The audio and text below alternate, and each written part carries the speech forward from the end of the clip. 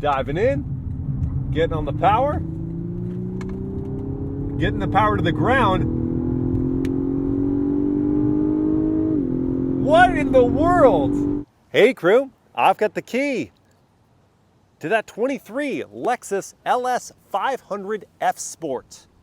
We are going to take it for a drive, but first, let's check it out. It looks on the inside and outside. No exterior updates for 23 or 24, though this F Sport treatment does give it a unique grille insert for that spindle grille design with functional ventilation here. The same pattern is found on the corner vents, which are non-functional. Above those, we've got the tri-beam projector LED headlights with LED DRLs and turn signals. This one is painted in atomic silver, which I find to be a nice contrast for the dark chrome treatment of the F Sport and the dark chrome of the 20-inch alloy wheels wrapped in Bridgestone Turanza all-season tires, size 245 section front and 275 at the back. The LS500 footprint is substantial at over 17 feet long, and I'm not mad at the design with the sharp creases and the dark chrome of the window trim. At the back are L-shaped three-dimensional LED taillights, above LED turn signals, and two dark chrome exhaust finishers.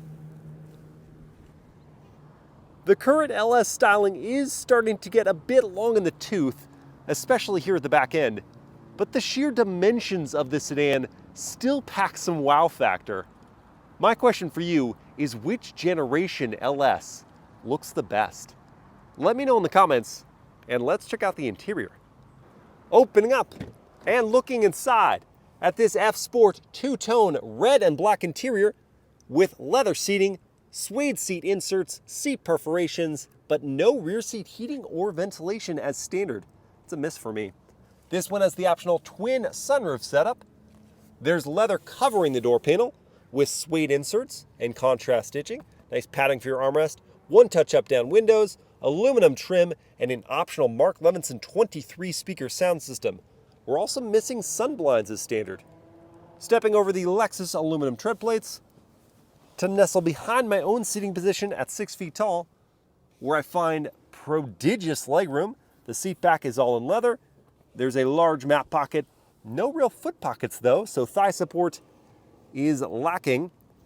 Headroom is just enough for my head to clear with my hairs grazing against the roof. They do clear though, so that gets the thumbs up from me. In the middle are air vents, but no third zone of climate as standard in a Lexus flagship. Shocker. You do get a DC outlet down there and two USB-C ports under the padded leather armrest with a good amount of storage back here. This button will raise up a rear sunblind that is standard on the F Sport, and this button will send the front right passenger seat forward. Door close noise is a solid thud. I wish we had soft close, but it's not equipped here. There is smart keyless entry for both the rear and front doors. The front seats are an upgrade with F Sport logos on them, additional bolstering, 28-weight power adjustments, heating, ventilation, no massage, but 3 positions of memory for the driver's seat. There are aluminum accented foot pedals. You get F Sport LS floor mats. The front doors are just like the back, but add power adjusting and power folding door mirrors. Here is your power operated trunk release. And inside is 17 cubic feet of space, second only to the BMW 740i in this class. Unfortunately, there's no pass-through or way to fold down the rear seats, so this is all you're getting. No power lock function on the trunk lid. It does have hands-free functionality though, so you just kick the sensor if you have the key fob in your pocket and it will open right up. Into the driver's seat we go, and I'll close up that door. Drivers of the F Sport model get a heated leather-wrapped wheel with perforations and red contrast stitching, plus an F Sport logo there. Feels great in the hands. These paddles in the back have nice travel, but they are plasticky. There is a digital gauge cluster that does move over. This does get updated to a larger, sharper display for the 24 model year, and the head-up display also gets a refresh. These antennas sticking out the side of the gauge cluster are for your traction control and snow mode, and drive modes off to the right. Finally, for 23, they updated the infotainment and the software to the latest Lexus Toyota user interface, which is much more responsive and visually compelling with wireless Apple CarPlay and Android Auto. Beneath are physical controls for climate and media. I like that you scroll through the temperature adjustments. That's unique. With 2 USB-C ports under that, an auto hold button, perforated leather wrapping for your gear selector, lots of gloss black. It is real wood, but it still smudges, scratches, and collects dust. Here we've got 2 cup holders and a DC outlet under the leather-topped console, which opens from either the passenger side or the driver's side. We find lots of storage with a USB-A and C port. There is a large rear view mirror, though it is not digital in this model. You also get sunglass storage. Very nice. Visibility is excellent, and there's standard blind spot monitoring with rear cross traffic. To be clear, this is not how I'd equip my LS. The red on black color combo I don't think matches the demeanor of a luxury flagship. And though it's not the range-topping trim, I still feel like for $88,500, it's missing some features. Let's see if it can make up for it with the drive next.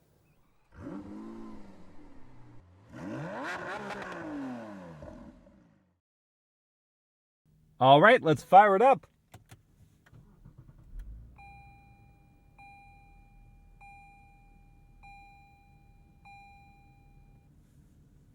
Smooth sounds from the twin-turbo V6 and an interstellar animation startup on the screen. Hello, cabin crew. Thank you for joining me for this drive in the 23 Lexus LS500. For our drive modes, we are going to begin in comfort, because that's what we do here at MilesPerHr. And to go into reverse, we're going to click over and up on the gear selector. That brings up a pretty high resolution backup camera system, and you do have an ultra wide view over here. But that's it. As standard on this 88,000 as tested vehicle, we don't have a surround view camera system, and that's just shocking to me. Backing on out.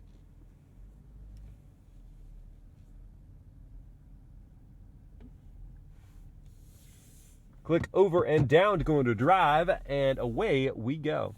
Let's kick things off with the world famous horn test. Ooh. It's a friendly horn. Hello. Good morning. Turn signal sound is up next.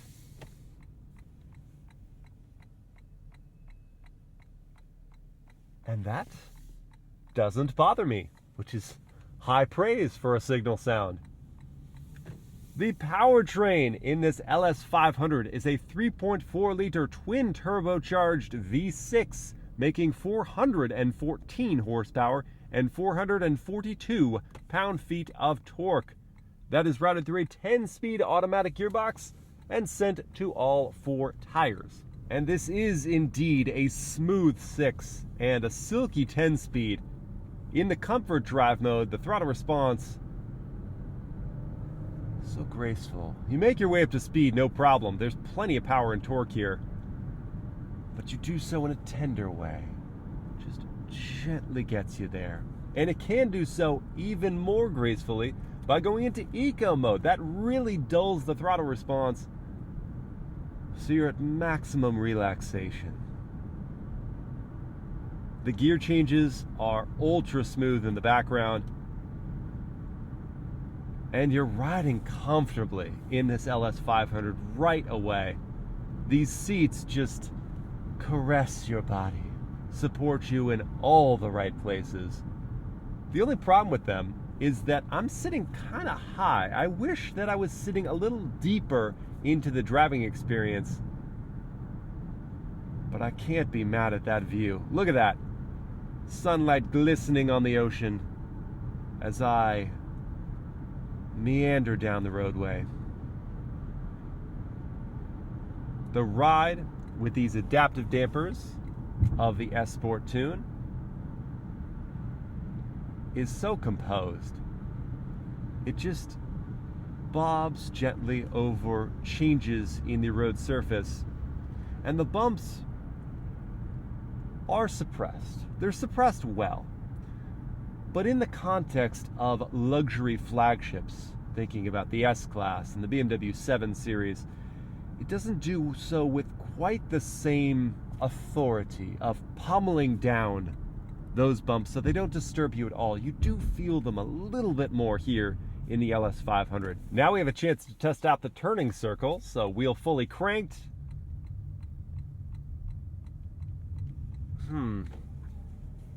Now here's where the LS500 is starting to show its age a little bit, because pretty much all of its main competitors have a rear wheel steering system to help you pivot around in tighter areas much better. The LS500 doesn't have that system, it just has a good traditional turning radius.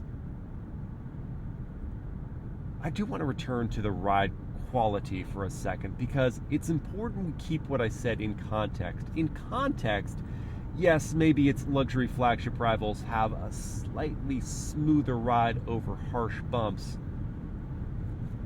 but in the standard of a sedan, just a regular sedan, this ride is phenomenal. And with this seat comfort, you're just so at ease. I do think that my head being this close to the roof and feeling like I'm sitting a little on top of the LS500 isn't as desirable as a deeper seating position, but I have very few complaints in terms of daily driving this LS500. We do need to see how quick it gets to 60 though. That's up next. For our real world 0 to 60 test, I've got my race box set up to record. I'm gonna dial things up to Sport Plus before I turn off traction control. Then I will hold my foot on the brake, pin the throttle, build up some revs, and then shoot us off the line. Here we go. Boosted. And arriving at 60 in 5.5 seconds. This boat can move. And here in the mid-range, oh yes, you have the power to pass, and then some. But that was interesting. I went back to the throttle, and it didn't want to downshift. Took an extra second. The extra second you might not have if you spot a gap in traffic and you want to go for it. That time it did it, but not every time. But let's try this a different way. I'm going to go into manual mode by pulling back on the gear selector and then utilizing these nice large aluminum paddles. I think I called them plasticky earlier. No, they're real aluminum. They get cold when it's cold. Shifts are quick. Ooh, but it doesn't let me go all the way out to red line. Not touching the paddle, it's upshifting for me. And according to the digital gauge cluster, it's upshifting early for me. Let's try this again. Okay, if you pull it yourself early enough, nope, still not early enough. Man, manual mode without full manual control is like saying F Sport. You don't get the full word. No T, just Sport. Like the noise though. And that motivation. Woo! Still good fun. Yep. Not the full word. Next, we need to see how well the LS500 handles its 5,100 pounds with a braking and then handling demonstration. I've got both traction and stability control switched off here, still in the Sport Plus drive mode. I'm going to carry speed into this curve. Before going full ABS with the brakes. Nice bite from the 6 pistons up front. Good stopping power, stayed stable. Ooh, I like the steering. Lots of nice rotation here as well. You can really play with it and point it out the other end. That deserves a round 2. Diving in, getting on the power, getting the power to the ground. What in the world? That's fun. That's the full word fun. The fact that you can disable both traction and stability control in this 500 F Sport earns back the full letter. You gotta have sport, not spore here. I am just giddy from what I experienced there. Managing the 5,100 pounds the way this sedan does. The brakes bit in and scrubbed the speed. The steering was dialed and direct. And the chassis was playful. This is such a closet enthusiast sedan, and I so didn't anticipate that. It's just outright enjoyable to take curves at speed, knowing you have this level of control with the safety systems switched off. What a car. What a job, Lexus. Let's go back into the comfort drive mode now. I'm going to quiet up and we're going to listen for the NVH level at highway speeds.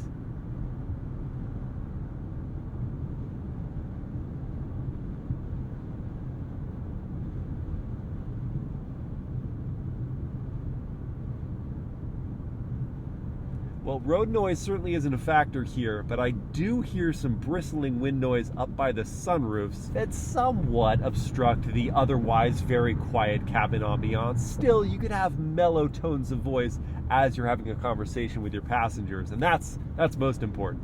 And when thinking about commuting or road tripping in your LS500, you do have some driving assistance features like adaptive cruise control with a lane centering assist function. Here engaged. See how it plots the curvature of the lane. Want you to have your hands on the wheel, as it should, because it's not a hands-free system. I'm just demonstrating here that it takes the curve quite well. It's an astute system, and that really helps for long road trips, which I would want to take all the time in this LS500 because the ride is just settling down so nice and the seats are keeping me comfy. And because I just said the word, I think that's a perfect transition to the MilesPerHr word of the day, which for the 23 Lexus LS500 buyer is astute, meaning exhibiting a cleverness or good judgment. Because while the LS500, let's just be frank, is not the best luxury full-size sedan, the driving dynamics are very good, not the best. The exterior and interior styling have their own appeal, but not the best, certainly. The power, not the best. The gearbox, not the best.